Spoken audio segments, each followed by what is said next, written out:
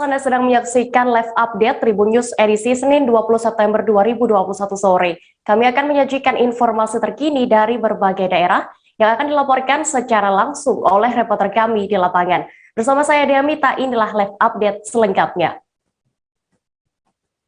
Kita menuju ke kabar pertama Tribuners. Mantan penyidik KPK AKP Stefanus Robin Patuju menjalani sidang lanjutan perkara suap di Pengadilan Tipikor Jakarta pada hari ini Senin 20 September. Tim Jaksa Penuntut Umum mendatangkan seorang saksi yang merupakan mantan anggota Polda Riau, Agus Susanto. Dalam kesaksiannya, Agus Susanto menyebut AKP Robin memiliki panggilan khusus bagi Wakil Ketua DPR Aziz Syamsuddin, yakni Bapak Asuh. Informasi lengkapnya akan disampaikan oleh rekan jurnalis Tribun News, Ilham Rian Pratama yang kini sudah tersambung bersama kami. Halo rekan Ilham. Halo rekan Dea. Ilham, bisa Anda jelaskan kenapa saksi Agus Susanto ini menyebut Wakil Ketua DPR RI Aziz Syamsuddin sebagai Bapak Asuh atau ex penyidik KPK Stefanus Robin Patuju?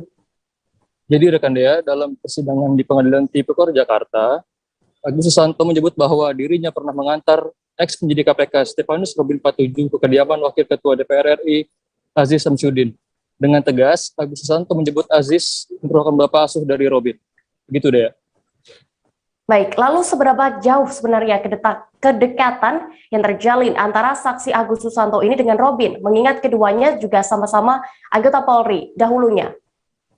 Ya, jadi dia Agus yang merupakan anggota Polri tahun 2002 hingga 2011 mengaku mengenal Robin sejak 2018. Namun, Agus menyebut komunikasi tidak berlanjut. Agus baru kembali berhubungan dengan Robin pada bulan Agustus 2020 dan dijadikan sopir oleh Robin. Demikian dia. Oke, lalu bagaimana tadi pantauan Anda saat sidang, bagaimana suasananya? Apakah masih berlanjut juga hingga saat ini? Ya, jadi ya saat ini persidangan sudah rampung. Persidangan selanjutnya akan diagendakan pada Senin tanggal 27 dengan pemeriksaan saksi lainnya. Demikian dia. Baik, terima kasih rekan jurnalis Tribun News Ilham Rian Pratama untuk laporannya. Selamat kembali bertugas. Kita beralih ke informasi berikutnya.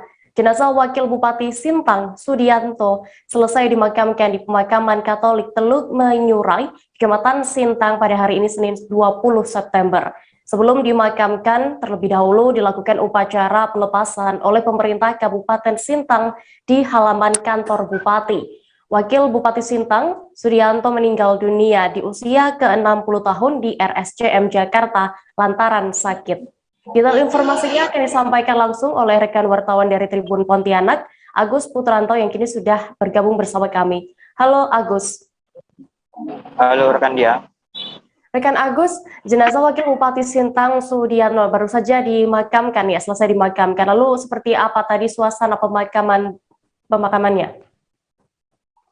Baik rekan dia, dapat saya laporkan bahwa sekitar 1 jam lalu baru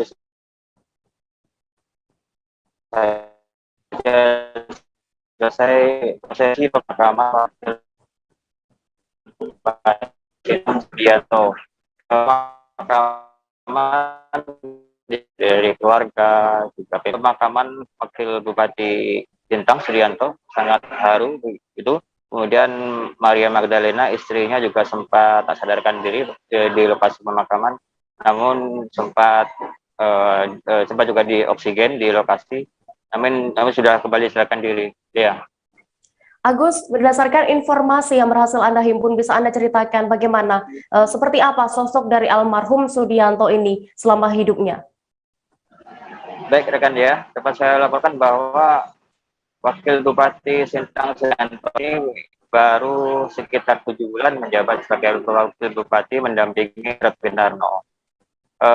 Almarhum ini merupakan seorang mantan birokrat, yaitu ASN dulunya sebelum jadi Wakil Bupati.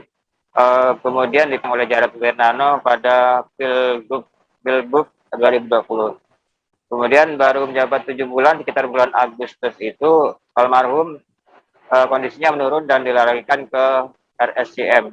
Diagnosa dari dokter setempat, yaitu beliau itu sakit kanker hati. Baru kemudian pada hari Sabtu lalu dinyatakan meninggal dunia di RSCM. Semasa hidupnya beliau itu dikenal dengan sosok orang yang sangat simpel, sederhana, baik hati dan pekerja keras dia. Lalu sepeninggalan Wabub Sudianto ini, apakah sudah ada nama bakal calon penggantinya? Mungkin juga koalisi yang mengusung sudah melakukan komunikasi. Agus. Baik rekan ya, dapat saya laporkan bahwa kemarin saya sudah konfirmasi sama Ketua Tim Koalisi Pemenangan Jarod Sudianto, Ferry Ibrahim. Terry mengonfirmasi bahwa saat ini pihaknya masih belum melakukan komunikasi dengan partai pengusung maupun pendukung pemenangan Jarod Sudianto. Namun dalam 3 hari terakhir pihaknya baru akan melakukan komunikasi untuk mencari bakal calon siapa pengganti dari Wakil Bupati Sintang Sudianto yang tutup usia. Ya. Baik, terima kasih rekan wartawan Tribun Pontianak Agus Putranto untuk informasinya. Selamat kembali bertugas.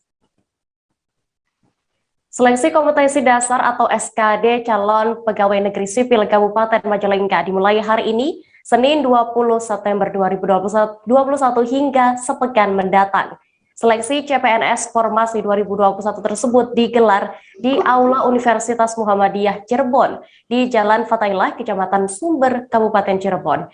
Informasinya, seleksi tersebut akan dibagi menjadi 3 sesi pada setiap harinya. Untuk mengetahui lebih detail terkait hal ini, sudah bergabung bersama kami rekan wartawan dari Tribun Cirebon, Ahmad Imam Baihaqi yang akan menyampaikan laporan. Halo Imam. Ya, halo Dea.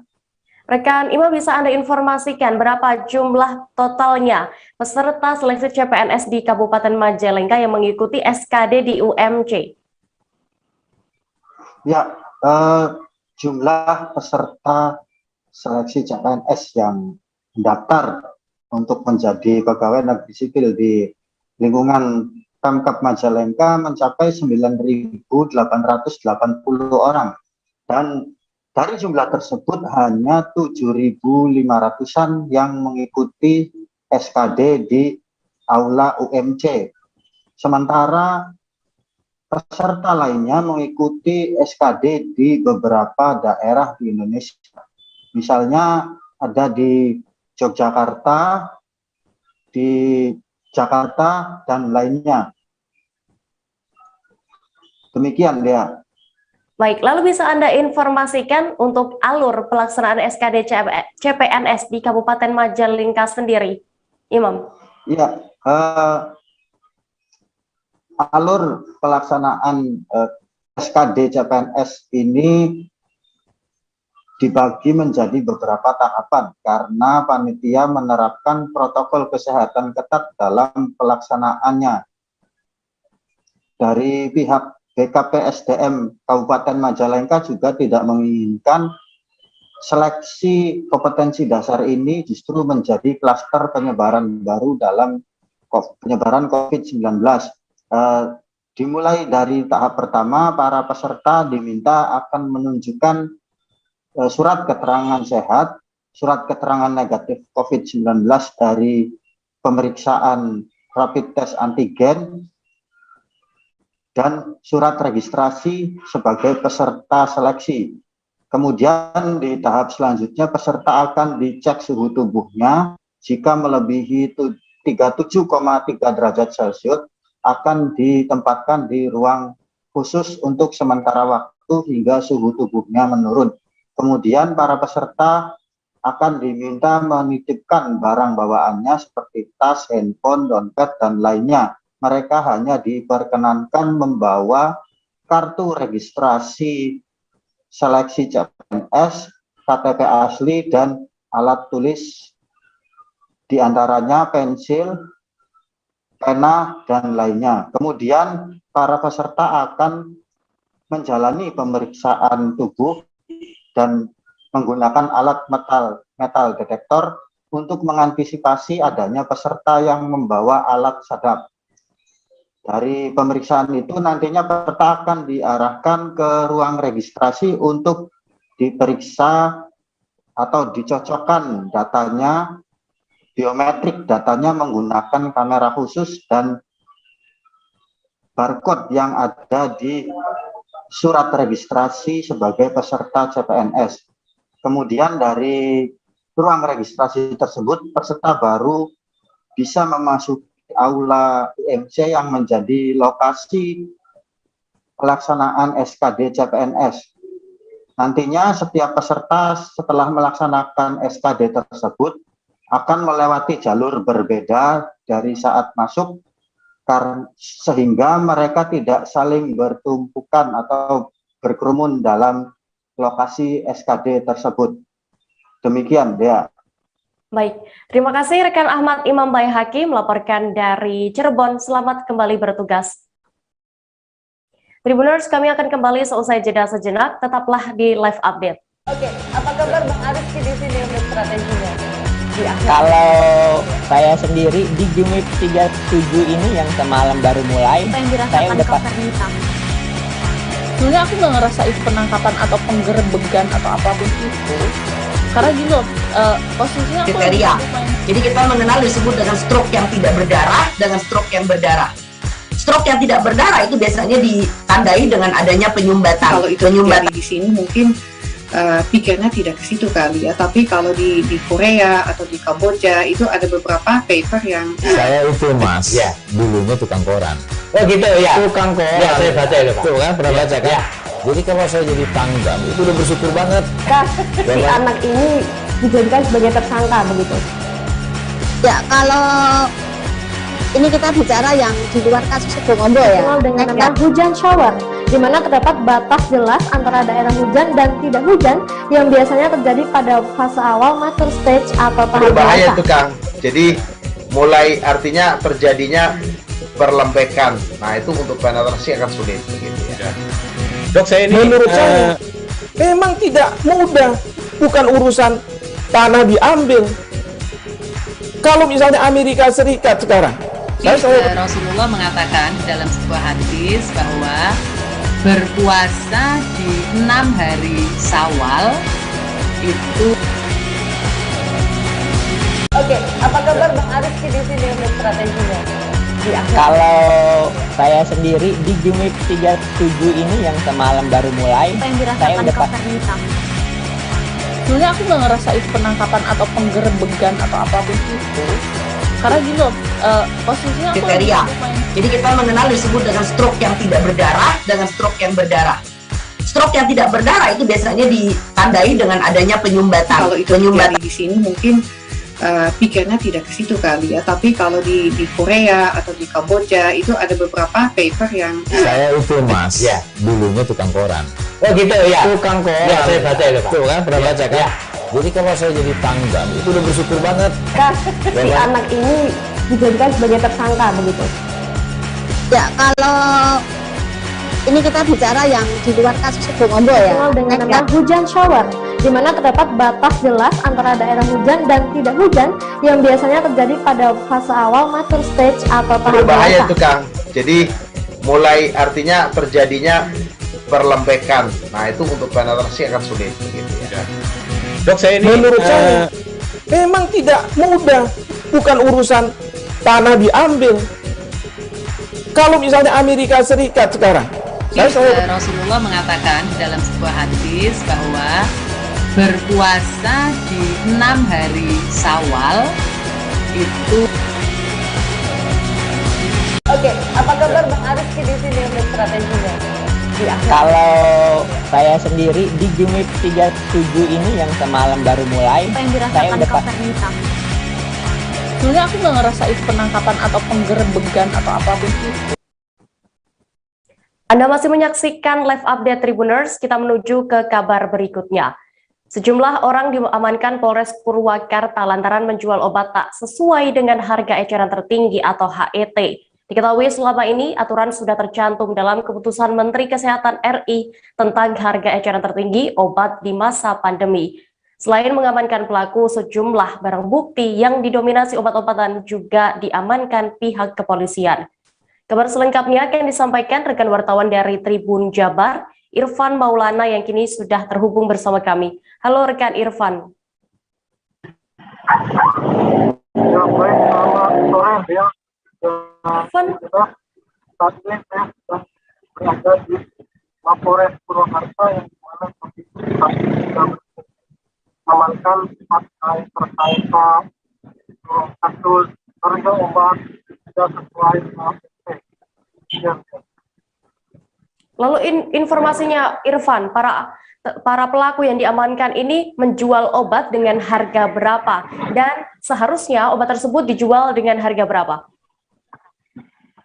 Ya, terus informasi yang disampaikan oleh Polres Purwakarta, harga obat yang dijual pelaku harga 26.500.000 rupiah untuk 2 pial. Yang selanjutnya menurut sebagai syarat Kemenkes.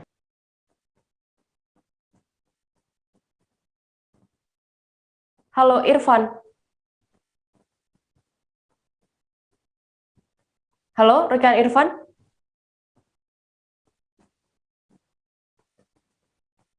Halo rekan Irfan, bisa mendengar kami di studio?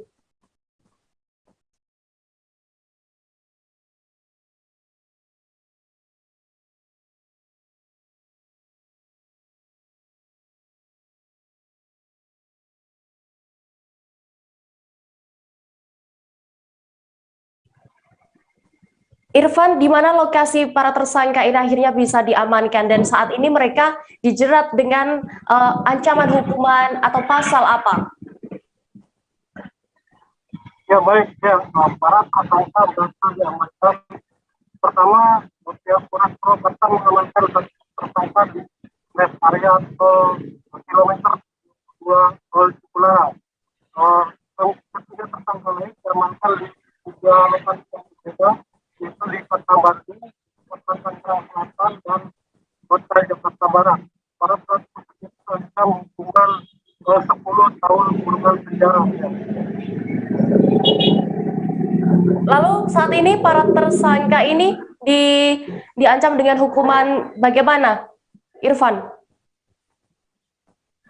Ya baik, menurut informasi sementara yang berhasil dapatkan dari Polres Purwakarta, para pelaku diancam hukuman 10 tahun kurungan penjara.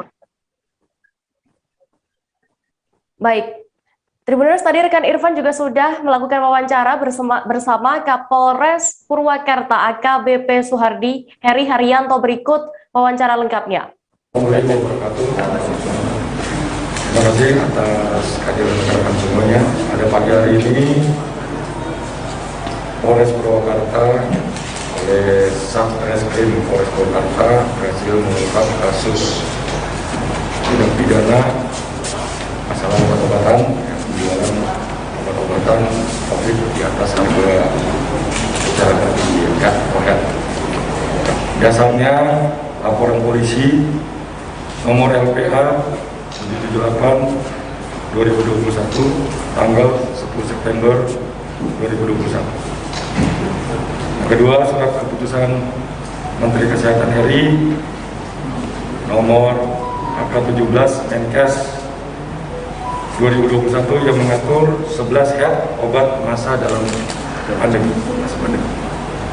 Ya, jenis tindak pidananya ya pelaku usaha dalam menawarkan barang dan atau jasa yang ditujukan untuk diperdagangkan, dilarang menawarkan, mempromosikan, mengiklankan atau membuat pernyataan yang tidak benar atau menyesatkan mengenai harga atau tarif suatu barang atau jasa setiap orang dengan sengaja memproduksi atau mengedarkan kesediaan farmasi dan atau alat kesehatan yang tidak memenuhi standar dan atau persyaratan keamanan, khasiat atau kemanfaatan dan mutu. Ya, pasal yang dilanggar ya pasal 62 ayat 1 junto pasal 10 Undang-Undang RI nomor 8 tahun 1999 tentang perlindungan konsumen, pasal 196 junto pasal 98 Undang-Undang nomor 36 2009 tentang kesehatan dengan ancaman hukuman paling lama 10 tahun. Waktu kejadiannya pada hari Jumat tanggal 10 September tahun 2021. Kita beralih ke kabar berikutnya, Tribuners. Seorang pemuda bernama Rizky Prayoga berusia 24 tahun mengaku-ngaku sebagai pegawai honorer di Badan Pemeriksa Keuangan atau BPK Jakarta Pusat. Rizky merupakan warga Jalan Ratu Sianum, Lorong Sukadamai, Kecamatan IT2 Palembang. Dengan mengaku sebagai pegawai BPK, Rizky kemudian melakukan aksi penipuan jual beli masker. Selengkapnya akan disampaikan rekan jurnalis dari Sriwijaya Post, Andika Wijaya, yang kini sudah terhubung bersama kami. Halo rekan Andika. Halo rekan Dea, selamat sore rekan Dea. Ya Andika, pelaku Rizky Prayoga ini ditangkap dengan kasus penipuan masker yang dilakukannya. Bisa Anda informasikan, ceritakan bagaimana awal kasus ini terjadi? Ya, rekan Dea, kasus ini terjadi berawal adanya pandemi COVID-19. Lalu pelaku menawarkan penjualan masker lewat medsos dan WhatsApp. Karena saat itu masker susah didapatkan dan harganya pun per kotak 300.000, korban pun yakni Hasanin saat itu tertarik dengan tawaran pelaku. Saat itu korban juga melakukan pemesanan masker sebanyak 2.000 box dengan total 305 juta. Lalu saat itu korban mentransfer uang sebesar 60 juta. Masker itu pun hingga saat ini belum juga dikirim oleh pelaku, begitu rekan Dea. Lalu bagaimana akhirnya kasus ini bisa terkuak? Jadi setelah korban mentransfer uangnya sebesar 305 juta, setelah ditunggu korban hingga 1 tahun, masker itu belum juga dikirim oleh pelaku. Hingga saatnya korban pun kecewa dan melaporkan kasus ini ke Polrestabes Palembang. Oleh tim Begoyo Rubai, Opsional Ramo Polresta Palembang ditindaklanjuti dan pelaku pun berhasil ditangkap di kediamannya. Begitu rekan Dea. Andika, lalu terkait pelaku yang sempat mengaku menjadi seorang pegawai honorer di BPK Jakarta Pusat, apakah juga sudah dikonfirmasi oleh pihak kepolisian? Dan saat ditangkap soal ini, pasal apa yang akhirnya dikenakan kepada pelaku? Jadi awalnya memang benar pelaku ini saat ditangkap petugas mengaku sebagai pegawai honorer BPK Jakarta. Namun setelah di cross check ternyata pelaku mengaku ini untuk akal-akalan pelaku saja, dengan harapan hukumannya pun diringankan. Untuk pasal yang ditetapkan, pelaku akan dikenakan pasal berlapis tentang penipuan, penggelapan, dan keterangan palsu dengan ancaman kurungan penjara di atas 5 tahun. Begitu, Dian Dea. Baik, Tribuners, rekan Andika tadi juga sudah berhasil mendapatkan keterangan dari Kasat Reskrim Polrestabes Palembang, Kompol Tri Wahyudi, dan juga pelaku, yakni Rizky. Berikut liputan lengkapnya. Memang pagi ini sengaja mengklarifikasi berita yang memang kami terima dari kemarin. Memang kita sudah tindak-lanjuti kasus penipuan penggelapan yang dilakukan oleh tersangka Rizky Prayoga. Dari keterangan dia di hadapan penyidik, dia mengaku sebagai pekerja honor di BPK RI. Dan alhamdulillah pagi ini juga dari tim BPK sudah turun ke sini untuk melakukan pengecekan dan nanya langsung ke yang bersangkutan. Ternyata dia memasukkan identitas pekerjaannya kepada kami. Dia masih beridentitas sudah lulus ya, kuliah sudah, sehingga dia wira swasta pekerjaannya, dan sudah langsung ditanyakan apa motif dia mengatakan seperti itu kepada penyidik. Tentu kami tidak akan juga tinggal diam terkait keterangan dia yang identitasnya dia masukkan ke kami. Kami bisa akan lapiskan dia untuk pemalsuan identitas di hadapan penyidik yang memang apabila memang juga menyangkut menjadi dibuatnya penyidikan ini terhalang, juga kami akan terapkan pasal yang sesuai dengan apa yang dia lakukan. Untuk kerugian korban berapa? Kalau kerugian korban total 305 juta. Itu total kan? Ya. Sama korban, jadi awalnya itu justru aku yang nak mesen masker sama korban, termometer awalnya sudah dibayar, tiba-tiba termometer tidak kate, cuman dibalikkan sama korban, duitnya sekitar 60 juta waktu bulan 3 2020. Nah sesudah itu ada bisnis masker kan, masker lagi langka, jadi aku punya kenalan distributor di Jakarta, terus si Hasanin ini, jadi duit mau sebagian modal dari Hasanin, Abdul Rahman Saleh dan aku, kami bergabung bertiga gitu. Kami beliin masker dan ada yang kami jual dan ada juga yang ketipu juga. Kabar selanjutnya dari Kepulauan Riau, Tribuners. Polresta Barelang menggelar konferensi pers pengungkapan kasus peredaran gelap narkotika jenis sabu pada hari ini, Senin 20 September. Puluhan barang bukti dikeluarkan para personel kepolisian dari 2 kotak yang cukup besar.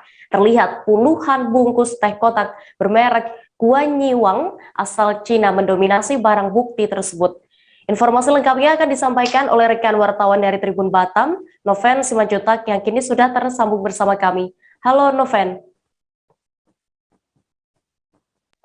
Ya, halo Dea. Rekan Noven, bisa Anda informasikan barang haram yang dihadirkan kepolisian saat konferensi pers ini, bisa Anda informasikan didatangkan dari mana saja dan tujuannya kemana sebelumnya saat akan diedarkan itu?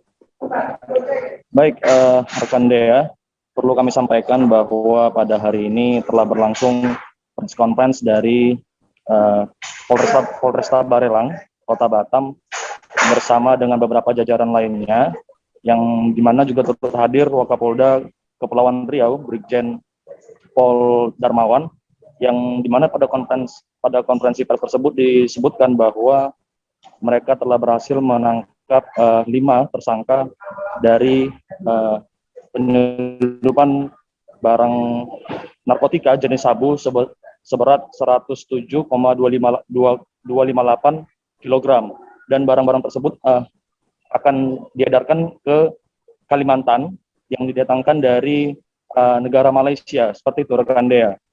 Ya, Noven, lalu bagaimana polisi dan pihak Bea Cukai akhirnya bisa mengendus keberadaan oknum yang membawa barang haram tersebut? Lalu, apakah juga sudah diketahui mereka ini termasuk jajaran, maksud kami adalah jaringan lama atau pemain baru, Noven?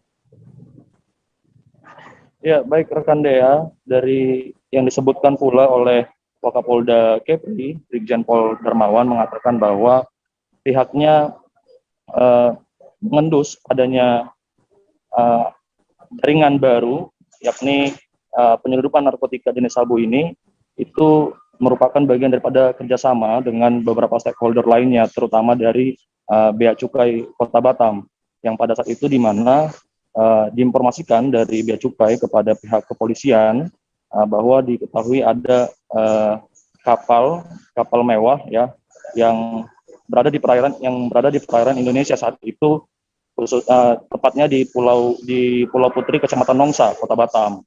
Nah, pada saat itu pihak kepolisian juga langsung berkoordinasi dan melakukan upaya penyidikan ataupun langsung menuju ke lokasi seperti itu dan memastikan bahwa memang benar ditemukan ada 107 kg narkotika jenis sabu, dan juga ada 6 tas carrier yang seberat 45 liter seperti itu.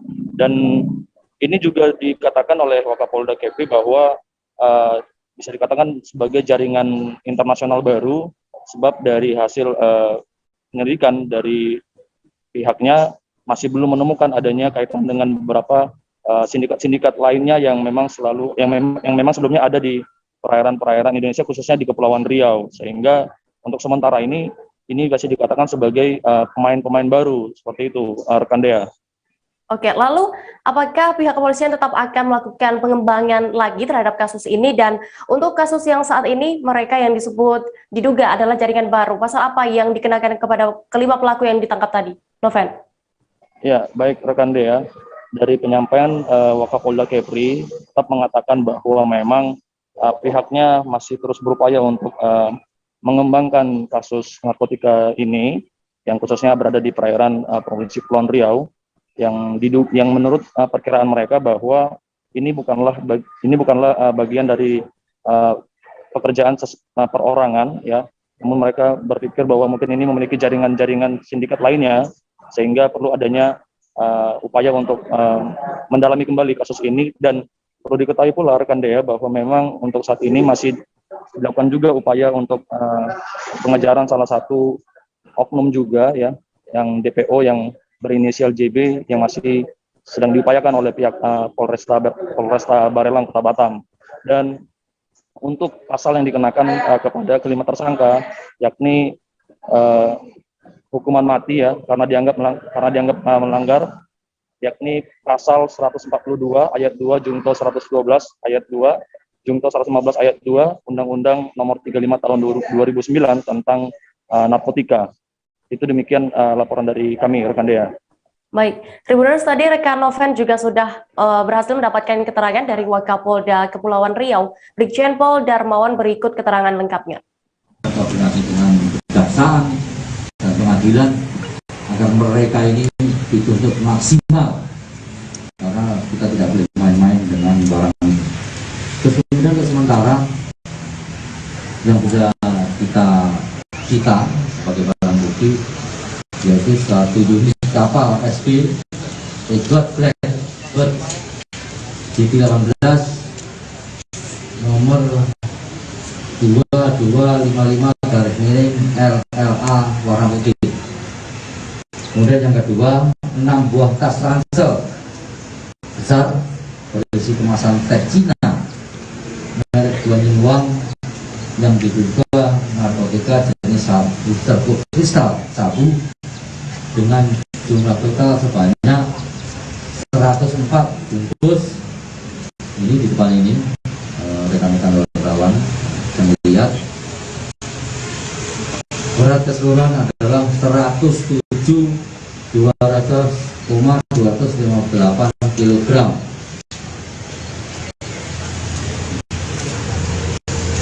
Jadi modusnya seperti biasa, ada pengiriman, ada yang diperintahkan untuk mengambil. Nah, ini barangnya dari Malaysia, rencananya mau dikirim ke Kalimantan. Kami masih akan kembali dengan informasi menarik lainnya. Tribuners, tetaplah di live update. Oke, apa kabar Bang Arifki di sini untuk strateginya? Kalau saya sendiri di Jumip 37 ini yang semalam baru mulai, saya udah pasti. Sebenarnya aku nggak ngerasa itu penangkapan atau penggerebegan atau apapun itu. Karena gini loh, posisinya aku kriteria. Jadi kita mengenal disebut dengan stroke yang tidak berdarah dengan stroke yang berdarah. Stroke yang tidak berdarah itu biasanya ditandai dengan adanya penyumbatan. Kalau itu terjadi di sini mungkin pikirnya tidak ke situ kali ya, tapi kalau di Korea atau di Kamboja itu ada beberapa paper yang Saya itu Mas, dulunya tukang koran. Oh gitu ya. Tukang koran. Ya, saya baca itu Pak. Tuh kan, pernah baca kan? Ya. Jadi kalau saya jadi tanggap, itu udah bersyukur banget. Si anak ini dijadikan sebagai tersangka begitu. Ya, kalau ini kita bicara yang di luar kasus Sebongombo ya. Dengan nama hujan shower, di mana terdapat batas jelas antara daerah hujan dan tidak hujan yang biasanya terjadi pada fase awal mature stage atau tahap Bahaya dewasa. itu Kang. Jadi mulai artinya terjadinya perlempekan. Nah itu untuk penetrasi akan sulit begitu ya. Dok, saya ini menurut saya memang tidak mudah, bukan urusan tanah diambil. Kalau misalnya Amerika Serikat sekarang, Rasulullah mengatakan dalam sebuah hadis bahwa berpuasa di 6 hari Syawal itu. Oke, apa kabar Bang Arifki di sini untuk strateginya? Kalau saya sendiri di Jumip 37 ini yang semalam baru mulai, saya udah pasti. Terima kasih Anda masih menyaksikan live update. Informasi berikutnya datang dari Bangka Belitung. Polres Pangkal Pinang, Kepulauan Bangka Belitung menggelar operasi patuh menumbing 2021 mulai hari ini, Senin 20 September. Operasi ini akan dilakukan selama 2 pekan atau hingga 3 Oktober 2021 mendatang. Melalui operasi ini, polisi akan menindak pengendara yang melanggar aturan selama berkendara dan protokol kesehatan. Detail informasinya akan disampaikan langsung oleh rekan wartawan Bangka Pos, Cepi Marlianto, yang kini sudah bergabung bersama kami. Halo rekan Cepi. Halo rekan. Dalam pelaksanaan operasi patuh menumbing 2021 ini, apa yang lebih ditekankan oleh Polres Pangkal Pinang menurut informasi yang Anda himpun? Baik, terima kasih Dea. Untuk operasi menumbing, untuk operasi patuh menumbing 2021 tahun ini, memang dari Polres Pangkal Pinang sendiri menekankan lebih kepada protokol kesehatan para pengguna kendaraan roda 2 maupun roda 4. Di mana untuk untuk operasi kali ini kepolisian tidak mengadakan razia di titik-titik tertentu, melainkan hanya melakukan penindakan kepada pelanggaran yang tak kasat mata seperti pengendara yang tidak menggunakan masker, atau untuk lebih jelasnya untuk pengendara-pengendara yang memang secara kasat mata tidak menerapkan protokol kesehatan, gitu deh ya. Oke, lalu untuk penegakan disiplin berlalu lintas seperti yang satu ini mungkin seperti knalpot bising, bagaimana nantinya, Cepi? Oh ya, baik. Untuk penindakan seperti knalpot bising maupun pelanggaran-pelanggaran lainnya memang saat ini tetap dilakukan. Akan tetapi saat ini memang untuk penindakan tersebut tidak seperti operasi-operasi sebelumnya. Hanya saja sekarang ini tetap dilakukan penindakan, tapi tidak sebegitu intens seperti tahun-tahun kemarin. Dikarenakan operasi patuh ini kali ini memang menyasar kepada masyarakat yang abai akan protokol kesehatan, di mana memang saat ini angka kasus positif COVID-19 di Kota Pangkalan Pinang masih cukup tinggi. Begitu deh ya. Oke, lalu selain operasi patuh menembing ini, apakah seperti untuk razia di jalan tetap dilakukan atau bagaimana nantinya? Oh, baik. Untuk razia-razia di jalan ataupun di titik-titik tertentu, untuk saat ini memang ditiadakan. Saat ini petugas lebih fokus kepada tempat-tempat keramaian untuk operasi patuh kali ini seperti pusat perbelanjaan, destinasi wisata, hingga pasar-pasar yang ada di Kota Pangkal Pinang sendiri. Begitu deh ya. Baik, Tribuners, tadi rekan CP juga sudah melakukan wawancara bersama Kasat Lantas Polres Pangkal Pinang, AKP Tony Susanto. Berikut keterangan lengkapnya. Operasi Patuh 2021 tahun ini kita meningkatkan disiplin protokol kesehatan dan tertib lalu lintas dalam rangka mencegah penyebaran corona COVID-19 dan mewujudkan Kamsel Cipta Lantas yang mantap. Jadi pada tahun ini operasi Menumbing Patuh 2021 memang mengedepankan untuk pencegahan dan penyebaran COVID-19. Titik-titik yang akan kami laksanakan mungkin kebanyakan di tempat-tempat hiburan, kemudian tempat-tempat bermain dan tempat-tempat rekreasi ya. Rencana kita 14 hari. 14 hari. Siap, 14 hari. Personil yang di Satlantas Polres Pangkal Pinang ini ada 41 orang. Semuanya di fungsi preemptif, tidak ada penegakan hukum. Namun kalaupun itu kami penegakan hukum, apabila memang sudah menyebabkan fatalitas kecelakaan lalu lintas. Kita beralih ke informasi berikutnya, Tribuners. Pemerintah Kota Bandar Lampung memutuskan untuk menyegel seluruh gerai bakso Sony yang terletak di kota setempat. Penyegelan dilakukan mulai hari ini Senin 20 September 2021. Penyegelan dilakukan lantaran mekanisme pembayaran pajak yang tidak sesuai dengan aturan pemerintah setempat. Untuk mengetahui lebih detailnya sudah bergabung bersama kami rekan jurnalis dari Tribun Lampung, Vincentius Soma Ferrer, yang akan menyampaikan laporan. Halo rekan Soma. Iya, halo, selamat sore rekan Dea. Bagaimana tadi jalannya penutupan gerai bakso Sony oleh tim Pemkot Bandar Lampung dari pantauan Anda tadi? Iya, berdasarkan pantauan memang penutupan dilakukan secara serentak. Secara mekanismenya memang cukup normal, wajar, tidak ada kericuhan-kericuhan. Hal itu karena penyegelan ini merupakan penyegelan mekanisme kedua, di mana dalam mekanisme pertama sudah dilakukan pada beberapa bulan lalu, kan Dea. Oke, lalu Soma, apakah benar gerai-gerai bakso Sony ini ditutup lantaran pembayaran pajak yang bermasalah? Dan ada berapa total unit usaha bakso ini ditutup? Iya, memang latar belakang penyegelan ini akibat dari mekanisme pembayaran pajak yang tidak sesuai dengan ketentuan pemerintah setempat, yakni dengan menggunakan tapping box sebagai alat perekam pendapatan. Secara total, hari ini ada 12 gerai yang ditutup dari keseluruhan 18, di mana 18 gerai tersebut sudah ditutup secara total. Lalu bagaimana dengan reaksi dari pihak pengelola gerai bakso tersebut setelah banyak gerai yang ditutup? Soma? Sebelumnya memang dalam penyegelan di mekanisme pertama, pihak manajemen bakso Sony masih enggan berkomentar. Namun pada Hari ini dengan ditutupnya seluruh gerai bakso Sony, pihak manajemen sangat menyayangkan akibat dari penyegelan tersebut. Mereka berharap masih diperkenankannya pihak mereka untuk beraudiensi untuk menengahi bagaimana mekanisme pembayaran pajak agar sama-sama tidak dirugikan. Begitu rekan Dea.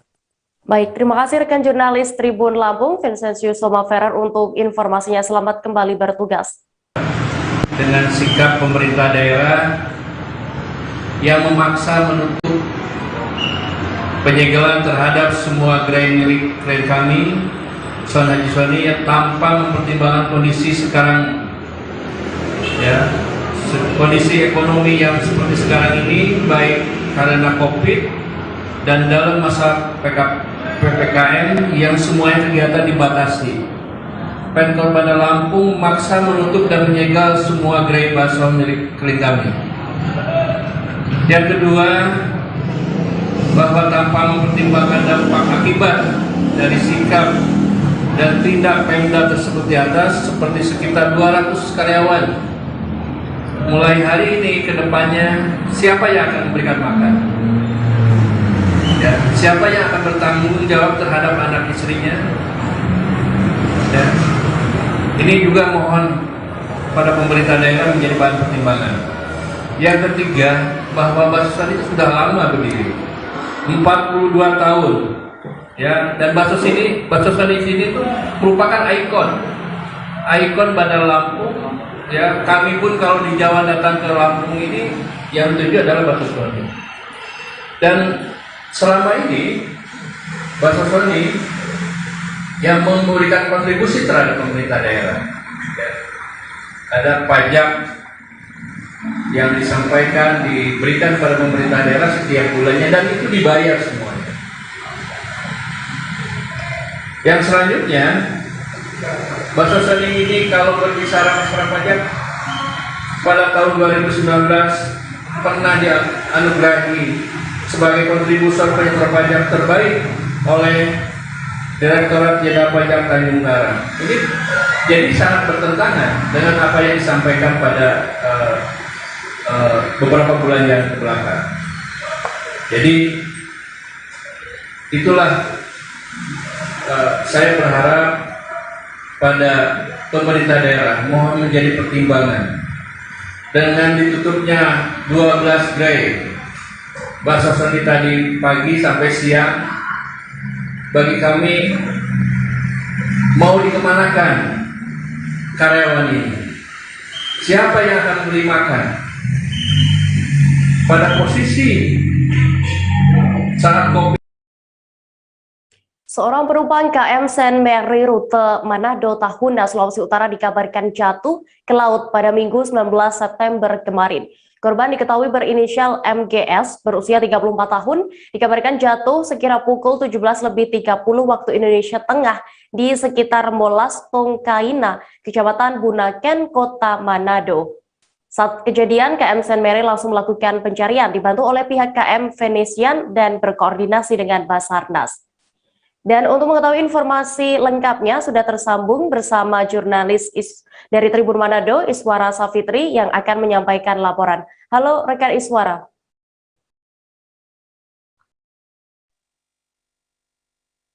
Halo Dea. Ya, Iswara, bisa Anda ceritakan bagaimana kronologi kejadian korban berinisial MGS ini bisa sampai jatuh ke laut?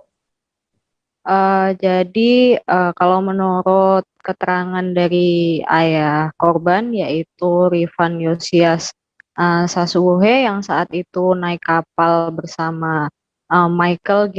Sasuhe, mengatakan bahwa mereka tadinya sebenarnya ingin berangkat ke Balikpapan. Jadi mereka dari rumah mereka di Siau menuju ke Bitung untuk mencari kapal ke Balikpapan. Itu mereka berangkat pada Jumat malam, yaitu tanggal 17 September 2021. Nah, ketika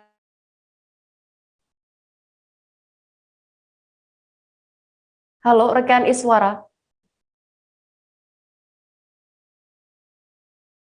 Halo. Iya, bisa Anda lanjutkan. Jadi ketika sampai di Bitung, ternyata kondisi kesehatan Michael sendiri tidak memungkinkan seperti itu. Jadi sang ayah yaitu Rifan memutuskan untuk pulang ke Siau yang ada di Kepulauan Sitaro, Sulawesi Utara melalui Pelabuhan Manado. Nah, ketika sudah di Pelabuhan Manado, Michael kata sang ayah, Michael bertanya-tanya jadi ke Balikpapan atau tidak seperti itu, dan dari ayahnya sendiri mengatakan pulang ke Siau dulu. Lalu akhirnya mereka naik kapal ke Siau itu pada hari sekitar hari Minggu. Pada hari Minggu tanggal 19 itu sekitar pukul 17 waktu Indonesia bagian tengah. Nah, di situ Michael sendiri memang tidak dia sebenarnya mengalami sedikit gangguan jiwa memang. Jadi di dalam kapal pun Michael tidak bisa diam. Jadi dia aktif terus, dan waktu duduk di kapal tiba-tiba saja Michael sendiri melompat ke laut. Waktu itu tempat duduknya sendiri ada di dekat pinggiran kapal, dan ia melompat ke laut tanpa bisa dicegah oleh ayahnya. Dan kalau dugaan sementara dari sang ayah yaitu Rifan, Michael sendiri kesal karena tidak jadi berangkat ke Balikpapan. Seperti itu dia. Iswara, berarti sampai saat ini korban ini belum ditemukan juga. Lalu bagaimana sejauh ini pencarian dari pihak Basarnas sendiri? Kalau dari pihak Basarnas sendiri, tadi saya sempat bertanya kepada Pak Steve, yaitu Kepala Kantor SAR Manado Unit Malalayang di tempat pencarian Michael, mengatakan memang hingga saat ini belum bisa ditemukan karena memang membutuhkan waktu yang cukup lama karena perairan Teluk Manado sendiri cukup luas. Dan hingga saat ini pihak Basarnas Manado sudah melakukan pencarian bersama 10 orang dari Basarnas. Lalu ada juga dari Lantamal Manado, dari Srop Manado, dan juga Polairut, dan juga pihak Pelabuhan Manado, seperti itu. Baik, Tribuners, tadi juga rekan Iswara sudah melakukan wawancara bersama Kepala Unit Posar Malalayang, Steve JR, dan juga Kepala Sesi Keselamatan Berlayar, Penjagaan dan Patroli, Martina Limbong. Berikut keterangan lengkapnya. Ya, terima kasih. Untuk operasi SAR kejadian membahayakan manusia atau operasi SAR KMM, tadi malam kantor SAR Manado menerima informasi bahwa ada satu orang yang melompat dari kapal penumpang menuju ke Siau, mana data-datanya itu atas nama Michael Sesuhe, umur 34 tahun, jenis kelamin laki-laki. Dan informasi yang kami terima sekitar 1 jam dan direspon oleh Kepala Kantor SAR Manado dengan mengirimkan 1 unit Sea Rider bersama dengan personil pada pukul 7.30 malam, dan kami melakukan bersih di sana sampai pukul 11 malam dan belum menemukan tanda-tanda korban, sehingga kembali lagi ke pos. Dan pagi ini kami lanjutkan pencarian di hari kedua.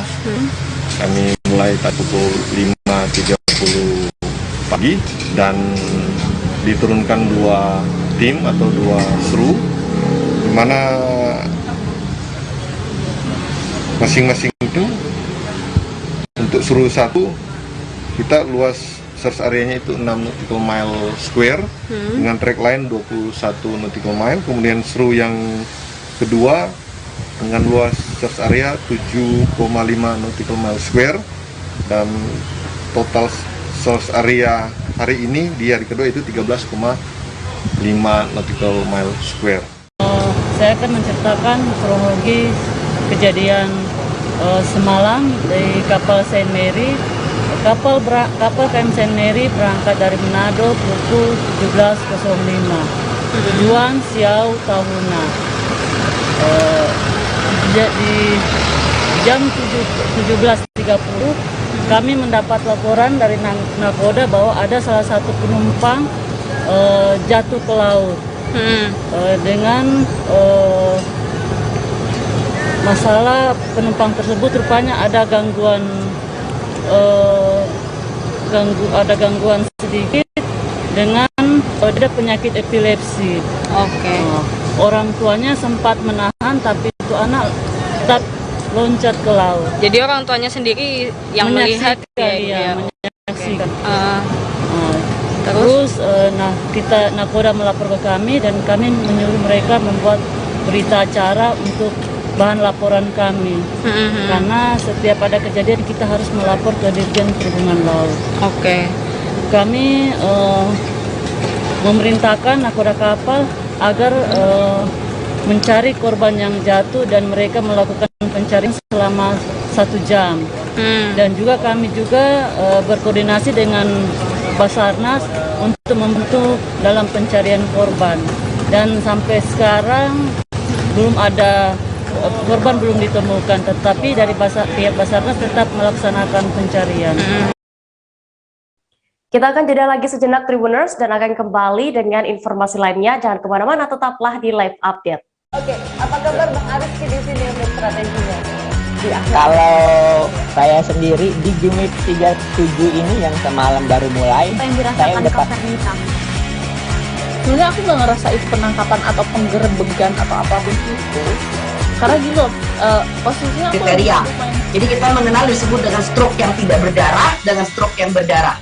Stroke yang tidak berdarah itu biasanya ditandai dengan adanya penyumbatan. Kalau itu terjadi di sini mungkin pikirnya tidak ke situ kali ya, tapi kalau di Korea atau di Kamboja itu ada beberapa paper yang saya itu mas, dulunya tukang koran. Oh gitu ya. Tukang koran. Ya, saya baca itu Pak. Tuh kan pernah baca kan? Ya. Jadi kalau saya jadi tanggap itu udah bersyukur banget. Si anak ini dijadikan sebagai tersangka begitu. Ya, kalau ini kita bicara yang di luar kasus Sebongombo ya, dengan nama hujan shower, di mana terdapat batas jelas antara daerah hujan dan tidak hujan yang biasanya terjadi pada fase awal mature stage atau tahap berbahaya itu Kang. Jadi mulai artinya terjadinya perlempekan. Nah itu untuk penetrasi akan sulit gitu ya. Dok, saya ini Kembali di Live Update, kita menuju ke kabar berikutnya.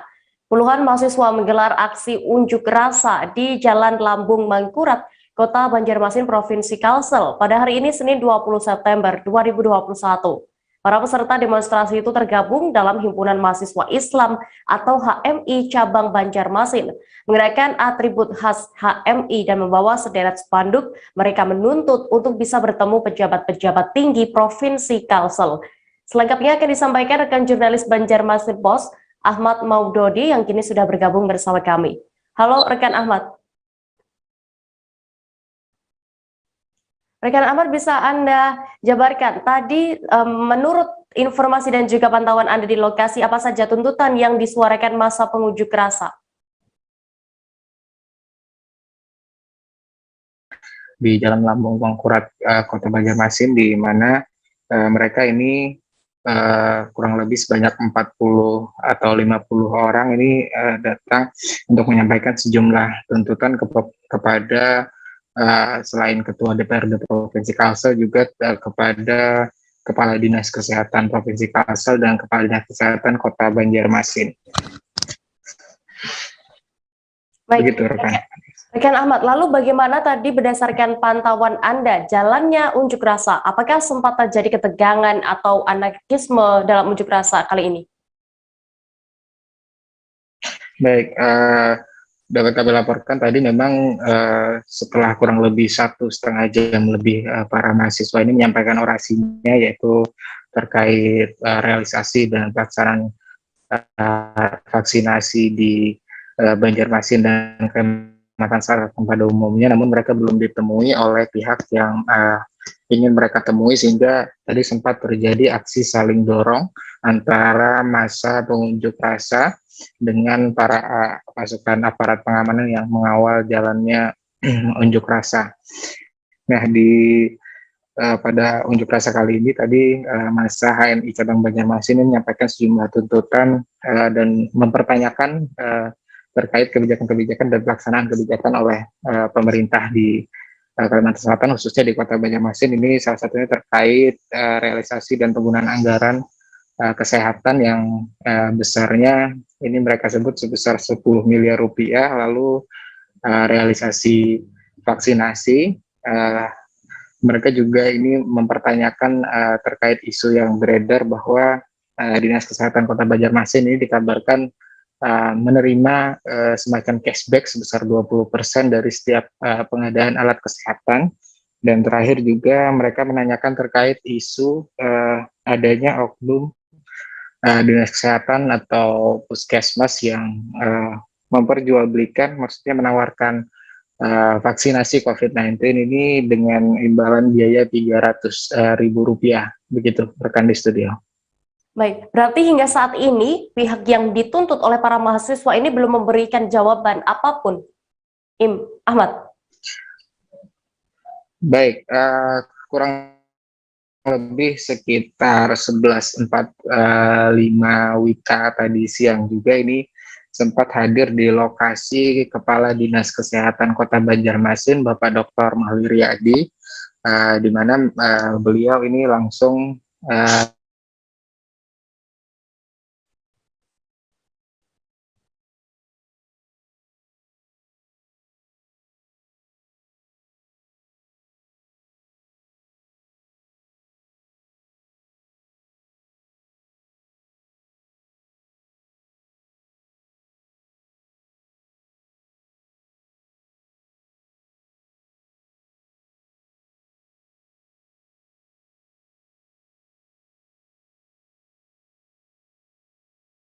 Yang disampaikan apa aja, Bang? Jadi kami dari Himpunan Mahasiswa Islam Cabang Banjarmasin ada beberapa tuntutan, Bang. Salah satunya itu tentang penganggaran yang sampai 10 miliar.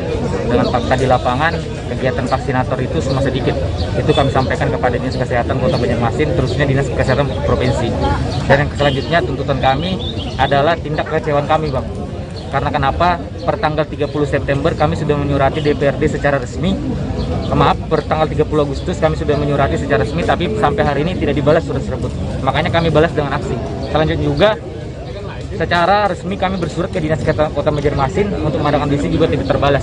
Itu, Pak. Artinya secara demokratisnya kami sudah secara intelektual menyampaikan audiensi, tapi tidak terbalas. Baru setelah ada aksi hari ini, baru semuanya mau turun. Itu terkait dana tadi, dapat data dari mana? Kita resmi dapat dari orang ke pemerintahan, Pak. Kita ada datanya, tadi kita sampaikan ke sana, bahwasanya ada sekitar 10 miliar anggaran untuk kegiatan kesehatan khususnya COVID-19. Kita beralih ke Kalimantan Utara, Tribuners. Dinas Kesehatan Kabupaten Malinau saat ini melakukan percepatan vaksinasi COVID-19. Pelaksanaan vaksinasi ini ditargetkan khusus bagi kelompok masyarakat yang dinilai rawan tertular. Vaksinasi juga diberikan kepada ibu hamil dan anak atau remaja yang mulai melakukan PTM atau pembelajaran tatap muka terbatas. Informasi lengkapnya akan disampaikan rekan wartawan dari Tribun Kaltara, Muhammad Supri, yang kini sudah tersambung bersama kami. Halo rekan Supri. Halo rekan dia. Bisa Anda informasikan untuk tren kasus konfirmasi COVID-19 saat ini di Kabupaten Malinau bagaimana, Supri? Baik, untuk saat ini rekan dia di Kabupaten Malinau kasus COVID-19 mulai menurun, cenderung menurun atau melandai sejak jika dibandingkan pada saat transisi bulan Agustus lalu, di mana hal tersebut dapat disimpulkan berdasarkan jumlah pasien yang dirawat inap di Rumah Sakit Umum Daerah Malinau. Saat ini menurut informasi dari Direktur Rumah Sakit Umum Daerah Malinau, kasus COVID-19 di Kabupaten Malinau saat ini melandai sesuai dengan saat ini bor COVID-19 di Rumah Sakit Umum Daerah Malinau atau tingkat keterisian bed di Rumah Sakit Umum Daerah Malinau sekitar 15,45%. atau hanya pada saat ini hanya 8 orang yang dirawat? Sebelumnya hampir belasan dan puluhan pasien yang dirawat, tapi saat ini sudah mulai melandai. Gitu dia. Lalu terkait vaksinasi, rekan Supri, apa pertimbangan Satgas untuk mempercepat vaksinasi khususnya ini untuk ibu hamil dan kelompok anak dan remaja? Baik, untuk ibu hamil, pada saat ini data dari Dinas Kesehatan Kabupaten Malinau melaporkan ada 89 kematian akibat terpapar virus corona. 2 diantaranya merupakan ibu hamil yang kedua-duanya dirawat di Rumah Sakit Umum Daerah Malinau, di mana pasien pertama dikabarkan meninggal dunia setelah melahirkan, dan pasien kedua pada saat dalam proses akan bersalin begitu. Nah, untuk melihat tren kasus yang di mana menurut hasil pertimbangan atau analisa Satgas bahwa ibu hamil juga berpotensi untuk terpapar COVID-19, maka beberapa pekan yang lalu telah diadakan vaksinasi massal untuk ibu-ibu hamil. Untuk dosis vaksinnya sendiri, Dinas Kesehatan Kabupaten Malinau mengalokasikan sekitar 720 dosis khusus untuk ibu-ibu hamil di sekitar 4 wilayah sekitar kecamatan yang berlokasi di wilayah perkotaan Kabupaten Malinau. Untuk anak-anak atau peserta didik, saat ini gencar dilakukan vaksinasi khusus untuk anak usia 13 hingga 17 tahun, yang dimana menyasar ke masing-masing satuan pendidikan yang telah menggelar pertemuan tatap muka terbatas. Data Dinas Pendidikan saat ini ada 11.555 peserta didik untuk jenjang PAUD sampai SMA. Hanya saja untuk pelaksanaan vaksinasi ditarget untuk satuan pendidikan jenjang SMP hingga SMA sederajat. Demikian dia. Baik, Tribuners, tadi rekan Supri juga sudah melakukan wawancara bersama Kepala Dinas Kesehatan P2KB Malinau, Dr. John Felix Rundu Panang. Berikut keterangan lengkapnya. Ya, kematian ibu hamil sebenarnya dalam bahasa kita itu kematian ibu maternal. Kematian ibu maternal itu adalah ibu yang meninggal pada saat hamil, pada saat melahirkan, atau pada saat 42 hari setelah melahirkan. Itu namanya kematian maternal. Dan saat ini di Malinau yang terjadi adalah kematian sebelum melahirkan dan kematian pasca melahirkan, dan dua-duanya karena COVID-19. Sudah ada berapa Pak? 2. Ya, 2 orang kematian ibu itu kita sangat prihatin karena dua-duanya penyebabnya adalah COVID-19. Karena itu kita sangat berkepentingan, kita sangat berharap bahwa ibu hamil dan terkhusus suami dan keluarga mendukung proses vaksinasi pada ibu hamil ini kita lakukan kepada masyarakat kita. Operasi Patuh Mahakam 2021 di wilayah Kalimantan Timur akan dilaksanakan mulai hari ini, Senin 20 September hingga 3 Oktober 2021 mendatang. Sasaran utama dalam operasi kali ini adalah segala bentuk kegiatan masyarakat yang berpotensi menyebabkan klaster COVID-19 yang baru. Detail informasinya akan disampaikan oleh rekan wartawan dari Tribun Kaltara, Muhammad Zain, yang kini sudah bergabung bersama kami. Halo rekan Zain. Halo rekan Dea. Bisa Anda informasikan lebih detailnya terkait siapa saja target operasi Patuh Mahakam tahun ini? Baik, untuk operasi Patuh Mahakam tahun ini, di tahun 2021, ada 3 sasaran utama yang menjadi operasi dari Polresta Balikpapan.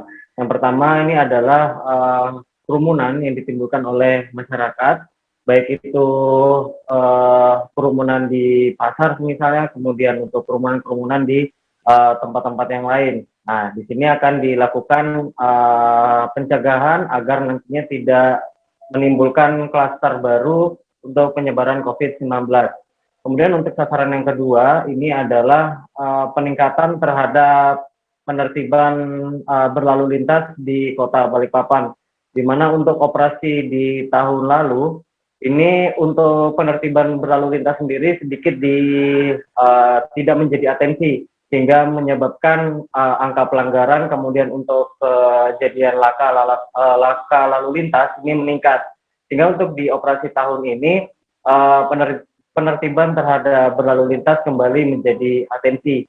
Kemudian yang terakhir ini adalah sasaran tempat-tempat yang rawan menjadi lokasi-lokasi yang mengganggu Kamtipmas sendiri. Misalnya seperti untuk lokasi-lokasi kerumunan, kemudian lokasi-lokasi yang cenderung menjadi rawan terhadap penyebaran narkoba dan lain sebagainya. Seperti itu kurang lebihnya rekan Dea. Oke, lalu bagaimana untuk persiapan Polresta Balikpapan sendiri terkait pelaksanaan operasi Patuh Mahakam tahun ini, Zain? Baik, bisa dijelaskan untuk persiapan dari Polresta Balikpapan sendiri, tadi pagi sudah menyelenggarakan apel gelar pasukan, di mana untuk tahun ini kurang lebih sama seperti tahun-tahun sebelumnya. Untuk kekuatan personil yang dikerahkan kurang lebih 2/3 dari seluruh anggota untuk terjun langsung dalam operasi Patuh Mahakam tahun 2021 ini. Seperti itu rekan Dea. Baik, terima kasih rekan wartawan dari Tribun Kaltim, Muhammad Zain untuk informasinya. Selamat kembali bertugas. Kita akan kembali seusai jeda sejenak, Tribuners, tetaplah di live update. Oke, apa kabar Bang Aris di sini untuk strateginya? Kalau saya sendiri di Game Week 37 ini yang semalam baru mulai, Apa yang saya dirasakan udah Kak Fernita? Sebenarnya aku nggak ngerasa itu penangkapan atau penggerebegan atau apapun itu. Karena gini loh, posisinya aku Kriteria. Jadi kita mengenal disebut dengan stroke yang tidak berdarah dengan stroke yang berdarah.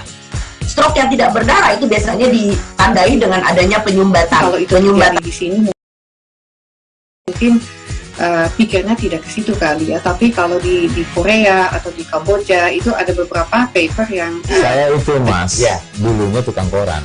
Oh gitu ya. Tukang koran. Ya, saya baca itu, Pak. Tuh kan, pernah baca kan? Ya. Jadi kalau saya jadi tanggam, itu udah bersyukur banget.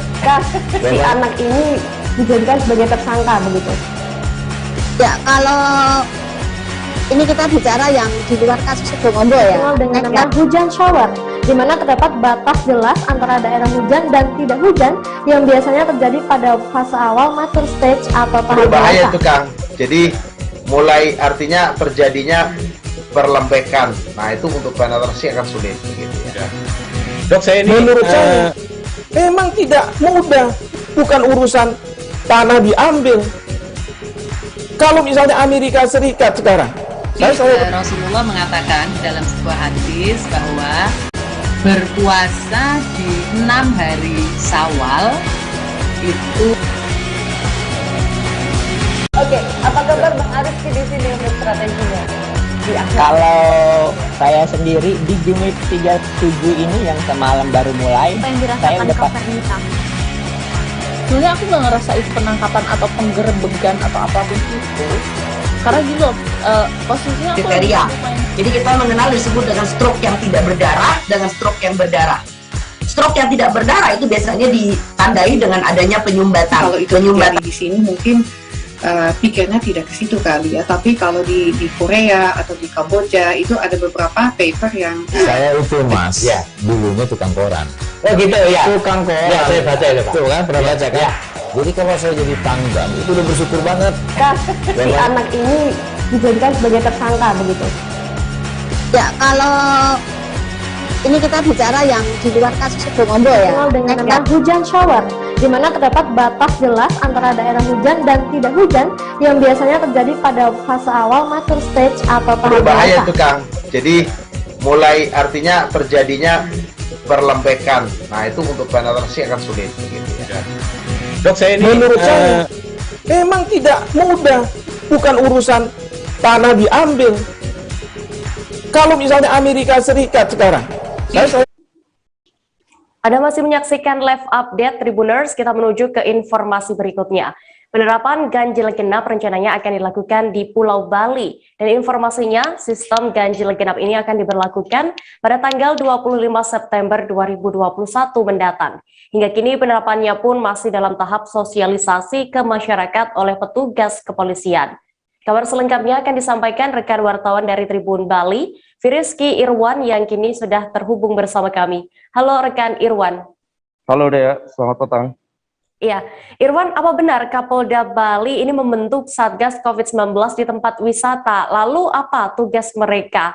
Dan apakah hanya bertugas di tempat wisata saja atau bagaimana? Ya, benar Dea, Kapolda tadi sudah membentuk kesiapan petugas pengamanan. Ini di mana kegiatan pembentukan Satgas COVID-19 dari Satuan Pengamanan atau Satpam yang berlangsung di Pantai Kuta pada Senin pagi tadi. Kapolda Bali Irjen Pol Putu Jayandanu Putra menjelaskan Satpam ini juga merupakan bagian dari Pamswa Karsa yang memang di bawah binaan Polri. Kebetulan juga mereka tugas-tugasnya adalah mirip dengan tugas kepolisian yang melaksanakan pengamanan dan tugas-tugas berkaitan dengan penanganan COVID. Tugas mereka sendiri sebenarnya itu sesuai dengan aturan pemerintah yang telah menerapkan aplikasi Peduli Lindungi, di mana mereka terlibat langsung dalam pengamanan unsur untuk mengawasi sektor-sektor sehingga mereka memang diperlukan dan dikoordinir dengan baik, diberi pengetahuan yang bagus kepada pimpinan Polri. Nantinya dalam pelaksanaan tugasnya mereka juga jika menemukan hasil scan di Peduli Lingkungan itu ada yang memang ditemukan warna hitam misalnya di dalam aplikasi, mereka wajib berkomunikasi dengan Satgas COVID-19 di wilayah mereka masing-masing. Jadi nanti jika ditemukan ada orang yang tertanda seperti itu, orang itu tidak dibiarkan masuk, terutama di sektor-sektor pariwisata seperti hotel, mal, dan lain-lain. Demikian dia. Oke Irwan, lalu apakah mereka juga akan melakukan pengawasan termasuk terhadap warga asing di sana? Seperti yang dijelaskan oleh Kapolda Bali, pengawasan pasti diawasi oleh oleh pihak petugas pengamanan seperti Polri maupun Satgas dari Satpam yang bertugas di masing-masing tempat. Nah, nantinya pengawasan itu tetap diawasi dari mereka sehingga nanti jika ada nantinya bakal dibantu oleh kepolisian jika memang terkonfirmasi COVID seperti itu dia. Oke, lalu tadi juga informasinya akan diterapkan ganjil genap di Pulau Bali ya. Bagaimana untuk penerapannya tersebut? Sistem genap ganjil ini juga merupakan kebijakan dari pemerintah ya, yang kemudian disesuaikan dengan kondisi wilayah masing-masing, terutama di Bali. Kapolda Bali mengatakan penerapan ganjil genap ini masih diuji coba dulu di wilayah Provinsi Bali dengan mensosialisasikan dulu kepada masyarakat yang berkunjung ke tempat wisata-wisata. Nantinya ada 2 tempat wisata yang sudah disiapkan, itu ada di wisata Pantai Kuta dan Sanur. Nantinya sistem genap ganjil ini hanya berjalan di waktu-waktu tertentu pada hari Sabtu dan Minggu. Dan itu pada hari Sabtu dan Minggu sekitar pukul 6.30 sampai 9.30 pagi nantinya diberlakukan sistem genap ganjil tersebut. Dan nanti pada sore harinya sekitar pukul 3 sore atau 15.00 sampai 18.30 itu juga bakal diterapkan sistem ganjil genap tersebut. Oke Irwan, lalu sejauh ini bisa Anda gambarkan bagaimana untuk pantauan wisata di Bali? Pantauan sejauh ini di Bali seperti kemarin saya kunjungi di wilayah Pantai Kuta itu sudah mulai terlihat normal dan banyak wisatawan khususnya domestik ya itu datang ke wilayah pantai. Dan pada hari ini juga mulai sudah terlihat beberapa, tak hanya di Pantai Kuta, mal dan beberapa kawasan wisata yang ada di Pantai Kuta itu juga sudah mulai terlihat ramai. Bahkan Kapolda sendiri sudah mengakui bahwa memang dalam beberapa hari ini setelah Bali turun level menjadi level 3 itu kunjungan wisatawan di wilayah Pantai Kuta khususnya dan wilayah Pantai Sanur itu mulai terlihat ramai. Tapi nanti dengan adanya kegiatan genap ganjil ini, Kapolda Bali Irjen Pol Putu Jayandanu Putra mengatakan masyarakat diminta untuk tetap mematuhi protokol kesehatan, ya, mengingat antisipasi Kapolda jika sewaktu-waktu penerapan protokol itu tidak dilaksanakan, otomatis kemungkinan bakal bisa terjadi kenaikan level lagi, sehingga diharapkan bagi masyarakat untuk tetap menjaga prokes agar level semakin turun dan diharapkan ekonomi dan pariwisata di Bali bangkit kembali. Begitu dia. Oke, Tribuners, tadi rekan Irwan juga sudah melakukan wawancara bersama Kapolda Bali, Irjen Pol Putu Jayan Danu Putra. Berikut keterangan lengkapnya. Satpam yang dilibatkan ini, Jenderal, apakah khusus di kawasan wisata saja, Pak? Gimana? Oh tidak, jadi pelibatan ini semuanya ya, karena Satpam ini kan tadi saya sampaikan bahwa Satpam adalah satuan pengamanan di lingkungan kerjanya masing-masing. Ada yang dibentuk di perkantoran, ada yang dibentuk di tempat perbelanjaan ada, kemudian di tempat wisata ada, di mana-mana pun ada yang mempergunakan jasa Satpam. Dia diberi kemampuan atau diberi pengetahuan untuk bisa sebagai juga unsur pelaksana penanggulangan COVID yang akan bekerja sama dengan Satgas dari provinsi. Jadi kan melibatkan Satpam di Bali ya? Ini seluruh Bali, ya, seluruh Bali yang tadi saya sampaikan. Setiap tempat-tempat yang mempergunakan jasa Satpam, dia akan menjadi Satgas, bagian Satgas dari penanggulangan COVID provinsi Bali. Seperti itu. Ada juga yang bertugas mengawasi orang asing juga nih? Yang jelasnya pasti ada. Kalau misalnya memang dia ada di suatu tempat wisata, misalnya seperti itu ya, contohnya di kawasan wisata yang ada pelibatan Satpam, sudah kita akan bikin. Jadi tidak hanya Satpam, mungkin nanti ke depan juga rekan-rekan dari tadi saya sampaikan juga dia harus berkoordinasi dengan juga Disadar, dengan kali nanti juga ada pejalan-pejalan yang akan berkoordinasi. Seperti itu. Ya, belum dibentuk Satgas ini peran Satpam seperti apa sih? Masih kurang tegas atau bagaimana? Satpam sudah tegas, dapat sesuai dengan fungsi dan tugasnya, ya, melaksanakan tugas-tugas keamanan di lingkungan kerjanya masing-masing, melaksanakan tugas-tugas preventif, juga represif secara terbatas, ya, dalam arti terbatas sesuai dengan kewenangannya, kemudian kita akan wilayah seperti itu, sama. Ya. Yang terkait dengan penerapan genap ganjil nanti akan diberlakukan di Bali, apa sih? Sistem genap ganjil ini juga merupakan kebijakan dari pusat juga, ya, terus kemudian disesuaikan dengan kondisi wilayah masing-masing. Kita melihat untuk uji coba dulu wilayah provinsi Bali ini kemungkinan akan kita terapkan di wilayah Kuta dan Sanur. Ya. Kita beralih ke Jawa Timur, Tribuners. Sesuai dengan instruksi Menteri Dalam Negeri, Kota Batu masih masuk ke dalam PPKM level 3. Sesuai Imendagri nomor 42 tahun 2021, fasilitas umum seperti mal dan tempat wisata buka dengan sejumlah persyaratan. Meski begitu, sejumlah fasilitas umum di Kota Batu sendiri kini telah ramai oleh kunjungan warga. Selengkapnya akan disampaikan rekan jurnalis Surya Malang, Beni Indo, yang kini sudah terhubung bersama kami. Halo rekan Beni. Ya, selamat sore. Ya.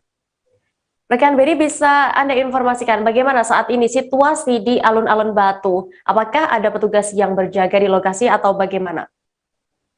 Iya, sejak ada izin dibukanya beberapa tempat wisata di Kota Batu, jumlah wisatawan atau kunjungan yang datang ke Kota Batu mulai nampak, dan mereka ternyata tidak hanya datang ke tempat-tempat wisata, tapi juga mulai mendatangi tempat fasilitas umum seperti alun-alun Kota Batu. Sejatinya alun-alun ini masih tutup karena Kota Batu masih berada di level 3 sesuai Inmendagri tersebut, sehingga seharusnya fasilitas umum seperti alun-alun ini masih tertutup sementara oleh publik. Tapi pantauan saya di lokasi, sudah mulai banyak warga yang datang berduyun-duyun ke alun-alun, terutama pada akhir pekan. Ya. Oke, lalu bisa Anda informasikan untuk saat ini bagaimana dengan geliat pariwisata di sana? Ya, geliat pariwisata sudah mulai terlihat bangkit pasca PPKM darurat yang memaksa tempat wisata tutup di semua tempat wisata di Kota Batu. Namun setelah ada izin dari 3 tempat wisata di Kota Batu, mulai ada aktivitas perekonomian di Kota Batu, terutama di tempat-tempat wisata yang berada di Jatim Park Group. Dan hari ini juga Selekta juga mulai membuka diri untuk wisatawan yang mau berkunjung ke Selekta. Ya. Rekan Beni, lalu untuk terkait vaksinasi, bagaimana capaian vaksin di Kota Batu sendiri? Ya, berdasarkan informasi yang saya terima di lapangan, dari 170-an ribu warga Kota Batu ini 60%-nya sudah mendapat dosis pertama dan 30% sudah mendapatkan dosis kedua. Pemerintah Kota Batu menargetkan September ini bisa mencapai 100% untuk dosis pertama dan kemudian akhir tahun ini diproyeksikan untuk bisa mendekati 70% untuk semua dosis kedua bagi masyarakat Kota Batu. Ya. Baik, Tribuners, tadi rekan Beni juga sudah berhasil mendapatkan keterangan dari Wali Kota Batu, Dewanti Rumpoko. Berikut liputannya. Ya, pertama dukungan kami adalah regulasi dan fasilitasi. Artinya kami mencoba menguruskan barcode dari Peduli Lindungi sambil juga memantau situasi kondisi kesiapan tempat-tempat wisata untuk bisa menyambut wisatawan. Juga kami ikut mempromosikan tempat-tempat wisata yang sudah buka dan terus Dinas Pariwisata memantau situasi kondisi agar supaya kondusif dan tetap menjaga prokes, itu yang penting. Barangkali juga ada komentar Bude, alun-alun yang sudah mulai ramai oleh pengunjung. Ya, sebetulnya saya sudah ingin sekali membuka alun-alun, tetapi karena kita masih di PPKM level 3 untuk Mendagri, itu tetap tidak dibolehkan. Padahal kalau dilihat existingnya, alun-alun itu sebaiknya lebih baik dibuka, agar supaya orang-orang itu tidak berkumpul di pinggir jalan dan sebagainya. Tapi karena regulasi itu pemerintah itu adalah tanah pemerintah yang belum boleh diizinkan, ya kami menurut. Tapi saya akan mencoba untuk berkomunikasi dengan provinsi dan pusat agar supaya diizinkan karena situasi seperti ini. Dari Jawa Timur, kita beralih ke Ibu Kota Jakarta, Tribuners. Sejumlah karangan bunga tampak terpajang di kantor Persija Jakarta di Rasuna Office Park, Jalan Rasuna Said Selatan. Karangan bunga tersebut bertuliskan ucapan selamat dari The Jackmania kepada Persija Jakarta atas raihan 3 poin dari 3 pertandingan di Liga 1 Indonesia. Namun sayangnya, menurut informasi yang didapat, ucapan itu bukanlah sebagai bentuk pujian, melainkan kritikan kepada klub yang belum meraih kemenangan di Liga 1 Indonesia. Untuk mengetahui lebih detailnya, sudah bergabung bersama kami rekan jurnalis dari Warta Kota, Rafsan Zani Simanjorang yang akan menyampaikan laporan. Halo rekan Raf. Halo, selamat sore dia. Raf, bisa Anda informasikan apa sebenarnya alasan The Jackmania ini mengirimkan karangan bunga seperti itu ke Persija? Ya, terima kasih dia. Ya, seperti yang diketahui kemarin di Stadion Indomik Arena berlangsung pertandingan antara Persipura Jayapura melawan Persija Jakarta yang berakhir imbang dengan skor kacamata ataupun 0-0. Hasil imbang tersebut merupakan hasil imbang ketiga yang diraih oleh Persija Jakarta. Sebagai tim ibu kota Macan Kemayoran yang ditarget untuk juara, Persija Jakarta awalnya beberapa waktu lalu memasang target untuk tampil di 3 besar di akhir musim nanti. Namun hasil 3 raihan imbang dari laga pertama, laga kedua, dan laga ketiga membuat supporter The Jackmania, supporter Persija Jakarta mulai khawatir akan target tersebut, sehingga dilangsungkanlah sebuah kritikan melalui karangan bunga, ucapan selamat atas 3 poin perdana dari 3 pertandingan di Liga 1. Seperti itu dia. Oke, lalu bagaimana The Jackmania ini melihat proses timnya di Liga 1 berdasarkan informasi yang Anda dapat? Ya, tadi saya mendapat informasi dia dari Ketua Umum The Jackmania, Diki Sumarno, bahwa Persija seperti yang disebutkan oleh The Jackmania ini adalah tim yang memang ditarget untuk juara, minimal finish di 3 besar di akhir musim, sehingga kemenangan adalah harga mati. The Jackmania berharap tiap-tiap pertandingan Persija Jakarta, Persija mampu meraih hasil maksimal, yakni 3 poin. Begitu dia. Baik, terima kasih rekan jurnalis dari Warta Kota, Rafsan Zani Simanjorang untuk informasinya. Selamat kembali bertugas. Terima kasih dia. Tribuners, informasi tadi sekaligus menutup perjumpaan kita dalam live update petang ini. Jangan lupa untuk terus memperbaharui kabar terupdate lainnya di seluruh kanal YouTube Tribun Network. Dan juga Tribuners, lantaran masih di tengah pandemi, kami kembali mengingatkan kepada Anda untuk selalu mematuhi menerapkan protokol kesehatan dimanapun berada.